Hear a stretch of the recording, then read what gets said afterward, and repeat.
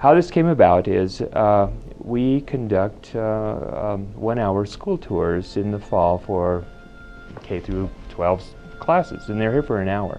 And the discussion came about, you know, how do you teach color theory in 1 hour to someone who really is just beginning the process of learning those things? And this was designed by graduate students, and then to meet a need of teaching color theory within an hour with a hands-on approach.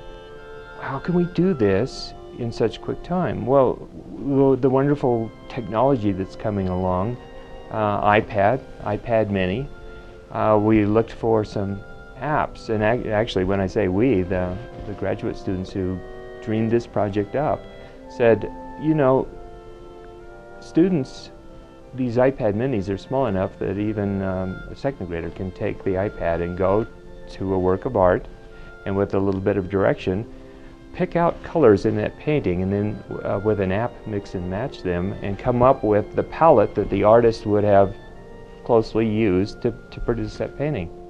It's really well ran.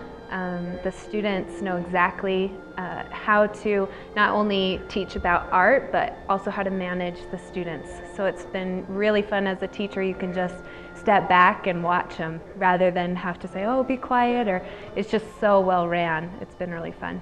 So the past few years we've done a typical education program where, you know, we structure out a lesson plan, and they come in, we talk to them, and we really try to teach them things about the art and what artists do, and try to help facilitate their learning. But one of the goals with the iPad project, which we wrote a grant for, we got a lot of support from the Utah Division of Arts and Museums, we got some support from the provost, even the IT department really helped us out in this whole process. And it took a few weeks to get it up and going, but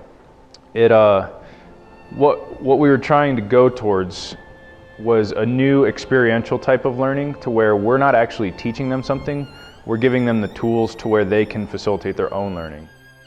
I'm really grateful for the program, because in the schools, the teachers are the art teachers, not somebody that is hired. It's not a separate position. So we do the very best we can introducing different art topics, but the Braithwaite Gallery really finds a way to even deepen our understanding as teachers of the paintings and the colors in them. And so if we're learning, we know the students are learning too.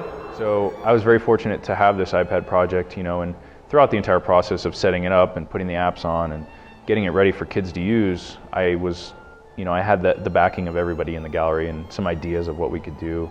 So I think this whole project, from education even before iPads to education after, our group of MFA students in the gallery, and even the other MFA students who work at CPVA and the festival, were all instrumental in making this whole thing happen. So it's really something we were able to own and make our own to really help us move forward in our careers. So it's definitely something we're going to take away. Some of these students will probably administer an education program in a museum at some point. And so, in essence, they're running an educational program. They're designing it, they're organizing it, they're bringing the classes in. Visual literacy, even appreciating the world around us. I mean, technology, science, all of those things are absolutely important. But you also have to balance of the arts, because all things are possible at this point. See, I've become set in my ways, and we do it this way. All things are possible to these students.